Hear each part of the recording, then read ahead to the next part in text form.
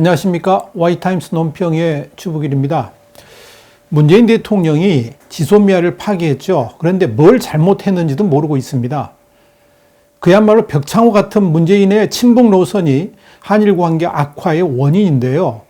특별히 이 한일 관계를 악화시킨 3대 요인에 대해서 전혀 모르쇠를 하고 있습니다.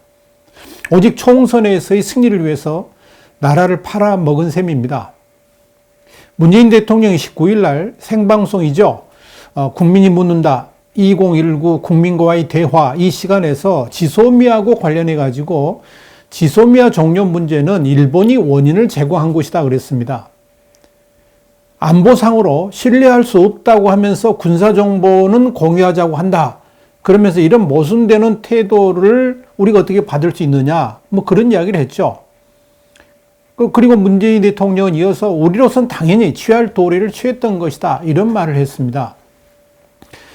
문재인 대통령이 이날 발언은 지난 15일 날 마크 에스퍼 미 국방장관을 접견한 자리에서도 그런 말을 했죠. 수출 규제 조치를 취한 일본과 군사정보 공유는 어렵다라고 한 발언의 연장선상이다. 이렇게 이야기할 수 있을 겁니다. 그런데 여기서 우리가 따져봐야 될 게 있습니다. 뭐냐면 한일 관계의 악화 근본 원인이 뭐냐는 거죠. 왜 이렇게 지금 한일 관계가 문제가 됐느냐? 문재인 대통령은 일본에 문제가 있다 그랬는데 진짜 그 말이 맞느냐? 오늘 한일 관계가 이렇게 지금 엉망이 된 세 가지 원인을 좀 살펴보겠습니다. 여러 번 제가 이렇게 말씀드렸는데 소위 정치인이라는 사람들, 국회의원조차도 잘 모르고 있습니다. 다시 한번 정리를 정확하게 좀 해드리겠습니다. 2018년 12월 20일 날 한일 간 레이더 조준 위협 비행 분쟁이 있었습니다. 이게 첫 번째 원인입니다. 문재인 대통령이 뭔가 큰 착각 속에 빠져 있는데요.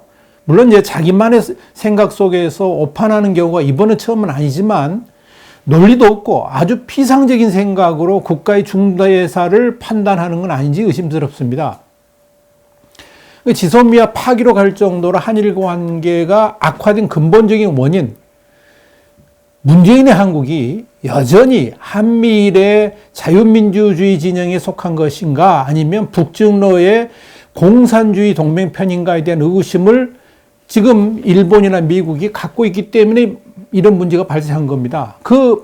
이런 생각을 갖게 된 발단이 언제냐? 2018년 작년이죠. 12월 20일에 발생한 한일 간의 레이더 조준 위협 비행 사건이 바로 이겁니다. 여기에 대해서는 우리 Y타임스에서 1월 22일 날 특정 보도를 한 적이 있고요. 그리고 여기에 대해서 자세하게 특집을 해가지고 6개 꼭지로 나눠서 보도를 해드린 바 있습니다. 여기서 한국 정부의 주장은 뭐냐? 2018년 12월 20일 날 북한 어선의 실종 신고를 받고 우리 측이 광개토 대항함하고 해양경찰선을 현재 급파해가지고 인도적 구조 지원 작업을 했다. 그런데 그 상황에서 일본 해상 자위대 P1 초계기가 우리 해군의 광개토 대항함 150m 위를 위협 비행해가지고 문제가 되었다 하는 이야기죠. 그러니까 북한 어선을 구조하는 군함에 대한 저공 비행은 엄연한 도발 행위고 중요한 것은 일본 해상 초계기를 향해서 공격용 레이더 빔을 겨냥하지도 않았다 하는 게 한국 측 주장입니다. 그런데 일본 측 주장은 완전히 다릅니다. 우선 한국 측이 발표한 것 같이 문제가 된 북한 선박이 조난당한 어선이 아니라 명백한 공작선이라는 것이 일본의 주장입니다. 일본의 해상 초계기가 관찰한 걸 보니까 일반적 북한 어선보다 4배 이상의 크기를 갖고 있고요. 일반적 북한 어선이 가지고 있지 않은 무선 교신이 가능한 고성능 안테나까지 달려 있다는 것을 그 근거로 둡니다. 또 일개 북한 어선이 조난당했는데 광개토함까지 출동했다는 것 자체 의구심을 품고 있죠.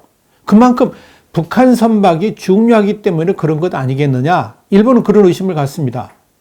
합리적 의심이죠. 두 번째는 북한 선박이 전환 구조 신호 자체를 보내지 않았다는 겁니다. 한국 측은 북한 어선의 전환 구조 신호를 받고 현장으로 출동했다고 하는데 일본은 사실무근이라 이렇게 주장합니다. 전환 신호가 전혀 없었다는 겁니다. 그러니까 북한 선박이 위치한 곳이 어디냐면 일본의 이지 내에 있었고요.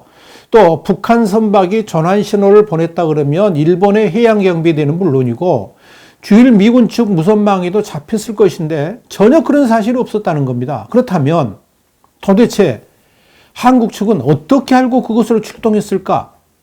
그것이 궁금하지요. 세 번째는 그래서 일본이 내린 결론이 뭐냐? 북한 선박은 전환당한 게 아니라는 거죠. 그런 관점에서 일본은 북한 선박이 전환당한 것이 아니라 북한의 고인사가 탄 배인데 일본으로 망명하기 위해 가는 배였을 것이다. 이렇게 추측을 합니다. 그 이유는 뭐냐면 한국 측의 관계토함하고 해양경비선이 북한 선박이 이렇게 일본행을 가려고 하니까 이걸 어떻게 했냐면 V자형으로 못 가게 막았다는 거죠. 또 이렇게 한국 측 선박이 다가가면 오히려 북한 선박이 거리 가는 게 아니라 도망가는 형국을 몇 번 보였다는 겁니다. 더불어 전환당한 선박이라면 선박의 수리를 위해서 일단 한국 영해로 인도해야 됨에도 불구하고 곧바로 북한으로 인계되었다는 점도 이상한 거 아니겠어요? 그럼 북한하고 뭔가 교신이 있었다는 이야기죠.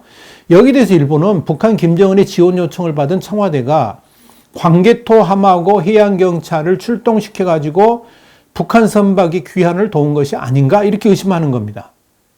네 번째는 광개토함은 일본 초계기를 향해 화기관제 레이더를 가동했다는 점입니다. 이 부분에 대해서 한국과 일본의 주장이 완전히 엇갈리는데요. 한국 측은 그런 사실이 없다 그러는 거, 일본은 분명히 수색 레이더가 아니라 화기관제 레이더를 가동했다라고 보는 겁니다. 화기관제 레이더를 가동했다는 것은 바로 미사일을 쏠 준비가 끝났다는 이야기거든요. 그래서 지난 1월 20일 날 일본 측이 당시 P1 초계기 안에서 승전이 들었다는 경보음을 공개를 했습니다. 이것이 명백한 증거고 한국 측이 거짓말하고 있다라고 말하는 겁니다. 그렇다면 광개토함은 왜 우방국 초계기에 화기관제 레이더를 가동했을까 하는 점이죠.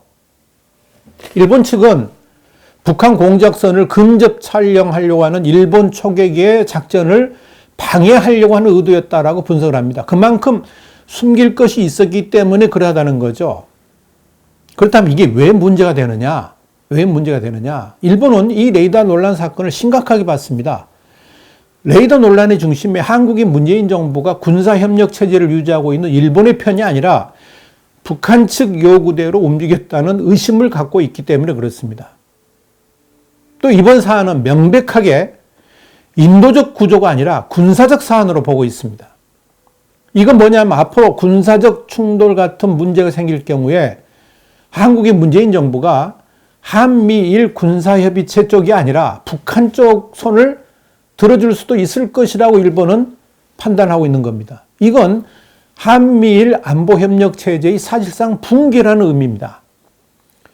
중요한 한 축인 한국이 오히려 적과 내통했다는 것이 일본의 추정이기 때문에 그렇습니다.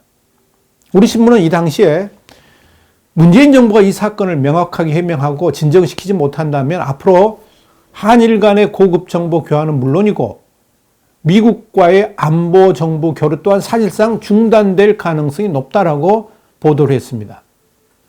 결국 문재인 정부의 정체성에 의심이 시작되었고 이 부분에 대해서 미국과 깊은 정보 교환이 이루어졌습니다. 그런데 문재인 정부는 이에 대한 해명을 적극적으로 하기는커녕 오히려 국방부의 조사마저 하지 못하도록 방해를 했습니다. 이것이 한일 관계를 악화시킨 첫 번째 요인입니다. 두 번째 요인은 여러분 잘 아시는 고순도 불화수소 행방과 관련된 문제입니다. 지난 7월 4일 아베 신조 일본 총리의 최측근인데요. 하기우다 고이치 자민당 간사장 대행이 이런 말을 했습니다. 일본이 대한국 무역 규제를 하는데 그 이유가 뭐냐? 화학물질의 행선지를 알 수 없는 듯한 사안이 발견됐기 때문에 여기에 대해서 안보상 조치를 취하는 것은 당연하다 이런 말을 했어요. 그러니까 한국 문재인 정부의 정체성에 대해서 근본적인 불신을 하고 있다는 이야기입니다.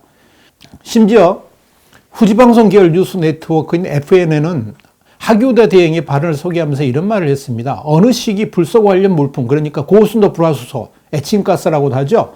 대량 발주가 급히 들어왔는데 수출한 다음에 한국 측 기업에서 사용된 것이 묘연하다, 행방이 묘연하다 그러면서 에칭가스는 독가스나 화학병기 생산에 사용할 수 있는 것으로 행선지는 북한이다. 이런 자민당 핵심 간부의 말을 보도했습니다. 여기서 나오는 에칭가스라는 게 뭐냐면 7월 4일부터 일본이 수출 규제를 시작한 반도체 디스플레이 핵심 소재 3가지 품목 중에 하나입니다. 바꿔 말하자면 일본의 중요한 전략 물자가 한국 정부의 묵인 또는 방조하에 해상 환적 등을 통해서 북한으로 흘러들어갔다는 거죠. 그래서 북한의 무기 제조에 전용될 가능성이 있기 때문에 이를 규제하는 것은 당연하다 하는 이야기입니다. 여기에 대해서는 우리 Y타임스가 7월 6일 날 자세히 보도를 했고요. 우리 유튜브 YTV의 168회에서 구체적으로 말씀을 드렸습니다. 이것 때문에 일본의 무역 제재가 본격화되기 시작한 거죠.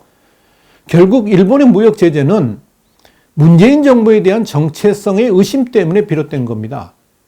그러니까 이 문제를 문재인 정부가 우리 에칭가 쓰인 곳이 이곳이다 이렇게 다 털어놨으면 간단하게 해결될 문제인데 전혀 그런 노력을 하지 않은 거죠. 세 번째 원인은 뭐냐면 위안부 문제하고 강제징용 문제가 관련되어 있습니다. 지난 박근혜 정권 때인 2015년 12월 달에 어렵사리 양국이 한일 위안부 합의를 합의했죠. 그래서 서명까지 했어요. 그런데 이걸 문재인 정부는 적폐라고 규정을 했습니다. 그러면서 국민들을 선동했죠. 정부 간 합의거든요. 근데 이걸 무조건 부인하고 본 겁니다. 사실 문재인 정부의 이런 조치는 정부의 존재의 자체를 완전히 무시한 폭거였습니다. 한일 간의 위안부 합의는 고도의 정치적 타입의 산물입니다. 더더욱 이건 정부 간 공식 합의 문서이기 때문에 재협상도 어렵습니다. 그런데 문재인 정부는 이런 기본적인 사실조차 무시했습니다. 원래 주사파들이 그렇습니다. 외교 문제는 몰라요. 그러니까 저런 짓을 하는 거죠. 강제징용 문제도 그렇습니다. 1965년 한일 국교 정상화 당시에 체결된 한일 기본 관계조약 그리고 한일 청구권 협정은 전후 처리 등에 있어서 배상 청구권 문제의 처리를 국제법상 일반적으로 적용되는 일괄 처리 협정으로 했습니다. 그런데 협정이 체결된 지 50년이 지났는데요. 지금 문재인 대통령이 뭐라 그랬습니까? 인권의식이 신장됐다 그러면서 이 협정의 근간을 완전히 흔들어 버렸죠. 그렇다면 한일 국교 정상화의 뿌리도 무너지는 겁니다. 문재인 정부는 강제징용 판결에 대해서 상권 분립이 존중되는 사회에서 대법원의 판결을 무시할 수 없다라고 책임을 회피했습니다. 근데 이건 국가의 존재 자체를 부정하는 코미디 같은 대응입니다. 국제법상 각 나라는 내부적인 이유로 국제법의 의무를 회피해서는 안 됩니다. 부정하면 안 된다는 거죠. 그렇기 때문에 외교적 사항을 사법부가 넘어설 가능성이 생기면 당연히 행정부가 개입해가지고 국제법적 문제가 발생하지 않도록 조정해야 됩니다. 이게 국가죠. 그러니까 만약에 대법원에서 그런 판결이 나왔다 하더라도 그것을 국내법적으로 한국 내에서 해결해야지 이걸 일본에 들이대면서 다시 하자. 이건 말이 안 된다는 이야기죠. 어느 나라든 외교는 사법부가 아니라 행정부에 속해 있는 권한이기 때문에 그렇습니다. 그런 관점에서 박근혜 정부 당시에 강제징용 문제가 사법부에서 제기됐을 때 박근혜 전 대통령이 외교적 범위를 넘어서지 않도록 하라라고 조율한 것은 국가 통수권자로서 당연히 해야 될 업무였습니다. 그런데 문재인 정부는 이걸 적폐라고 규정했고요. 또 그렇게 했다고 사법 처리를 강행해 버린 거 아니겠습니까? 이건 한마디로 나라도 아니고요. 특히 자유민주주의 국가에서는 있어서도 안 되고 있을 수도 없는 인민재판입니다. 정말 심각한 것은 강제징용 피해자 문제가 1965년 한일 청구권 협정으로 해결됐다는 입장을 정한 게 언제인지 아십니까? 2005년 노무현 정부 때였습니다. 그리고 그걸 추진한 주체가 누구냐면 민정수석이었던 문재인 대통령이었습니다. 결국 위안부 문제도 그렇고 강제징용 문제도 문재인 대통령이 가장 강경파였고요. 대통령 앞장서서 국가의 존재를 부정한 거 아니겠어요? 여기에 대해서도 우리 Y타임스에서 7월 2일 날 자세히 보도를 했습니다. 위안부 강제징용 문제 불지른 문 대통령 이런 논평 냈죠. 우리 Y타임스 논평, 유튜브 논평 164회에서도 자세히 설명드렸습니다. 지금 대한민국 외교 상황은 대통령이 다 망치고 있다는데 문제의 심각성이 있습니다.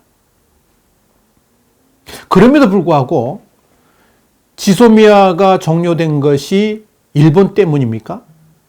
이런 문제들이 한일 간에 발생을 했을 때 문재인 대통령이 이런 것에 대한 문제 해결을 하지 않고 대뜸 안보상으로 신뢰할 수 없다고 그러면서 군사정보 공유하지 않겠다. 그래서 지소미아 파기하겠다. 그랬죠. 일본이 문재인 정부를 가리켜서 친북적 노선 버리고 한미일 동맹으로 복귀를 미국과 함께 요구를 했음에도 불구하고 문재인 대통령은 이런 근본 원인은 무시를 하고 일본이 안보상으로 신뢰할 수 없다고 한 부분만 강조하면서 그런 나라하고 정보 교환을 하는 것이 무슨 의미가 있느냐? 오히려 되묻고 있죠. 여러분 이게 상식적으로 이해가 됩니까? 지금 문재인 대통령의 모습은 한마디로 벽창호, 그러니까 고집이 세고 완고하고 우둔해서 말이 도무지 통하지 아니하는 무뚝뚝한 사람, 그런 벽창호 그 자체입니다. 자신이 뭘 잘못해서 지금 이런 사태까지 왔는지도 모릅니다. 오히려 지금 자신이 하고 있는 일이나 말들이 옳다고 주장까지 합니다. 얼굴에 철판 깐 거죠. 온갖 정의로운 척을 다 하고 있습니다. 여기에 대깨문을 비롯해가지고 이런 전후 사정을 잘 알지 못하는 많은 국민들마저도 이 문재인의 벽창호 같은 주장에 동조합니다. 심지어 유력 언론까지 그렇습니다. 왜 문재인 정권이 반일 프레임으로 일본을 공격하는지 그 근본 문제는 전혀 생각하지도 않고 그저 돌격 앞으로만 하고 있는 겁니다. 지금 자신이 어디로 가고 있는지도 모르고 하는 말입니다. 그런 의미에서 앞으로의 대한민국이 어떤 위기에 처하든 그것은 순전히 미몽에서 깨어나지 못한 국민들 탓이다 해도 뭐 할 말이 없을 겁니다. 그래서 더욱 안타까울 따름입니다. 오늘 와이타임스 논평은 문재인 대통령이 지소미아를 파기하면서 모든 원인이 일본에게 있다 그랬죠. 그런데요, 진짜 문재인 대통령은 뭘 잘못했는지도 모릅니다. 벽창호 같은 문재인의 친북 노선이 한일 관계를 악화시켰고 지소미아를 파기했고 결국은 한미일 동맹을 흔들었고 미국과의 관계까지 흔드는 그런 결과를 가져오게 됐습니다. 오직 총선 승리를 위해서 나라를 팔아먹은 셈입니다. 와이타임스 논평이었습니다. 다음 시간에 다시 뵙겠습니다. 감사합니다.